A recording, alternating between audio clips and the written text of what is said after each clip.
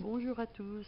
Alors aujourd'hui, comment accommoder un reste de riz de la veille? Donc on a notre riz, des dés de jambon, des petits pois, des carottes cuites, 3 œufs ainsi qu'un oignon nouveau.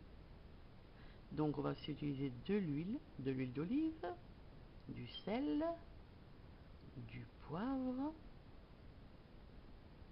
et de la sauce soja.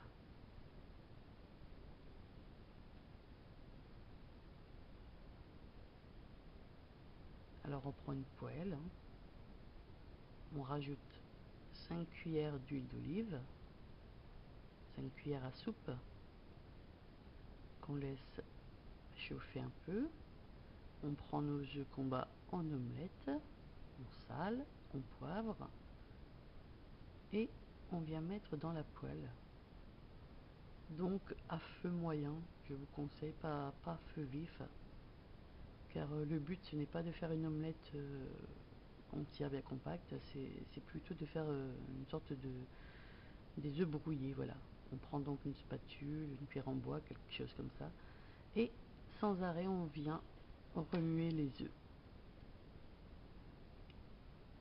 Donc on remue, donc d'où l'importance d'une poêle anti-adhésive qui ne colle pas.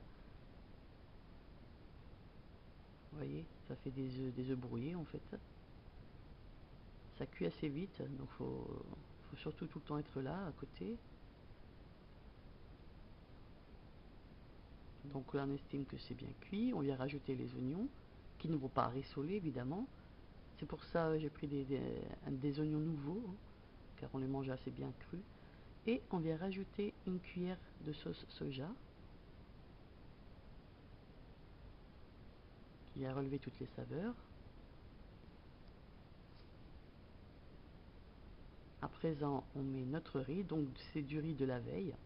Donc oui, j'ai un peu pris la recette du riz cantonné, seulement ça serait pas ce riz-là, ça serait plutôt un riz taille allongé, que moi c'est vraiment un riz de la veille rond, j'avais fait un peu trop, donc je l'ai accommodé de cette façon. Mais sinon, le riz cantonné, c'est ça, c'est cette recette en fait.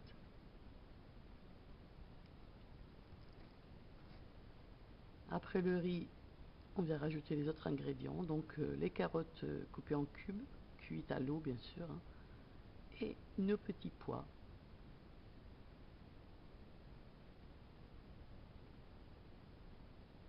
Après, à vous de rajouter ce que vous voulez, des bouts de tomates, ce que vous voulez. Et donc, je viens mettre en dernier mes cubes de jambon. Je remue bien le tout pour tout bien mélanger. Je viens ressaler, repoivrer. Ça, c'est selon vos goûts, votre convenance. Et donc, je remets une cuillère de sauce soja. Donc, ça va peut-être vous paraître sec, mais pas du tout, car il y a l'huile. Il ne faut pas oublier qu'il y avait l'huile que les œufs ont absorbé et le soja. Donc, c'est vraiment pas sec à la fin. Et donc, on remue le tout pour pas que ça colle au fond, quoi que ça colle pas, c'est une poêle anti-adhésive. Mais on remue bien, et une fois que tout est bien chauffé, et bien voilà, c'est prêt à être dégusté. Régalez-vous!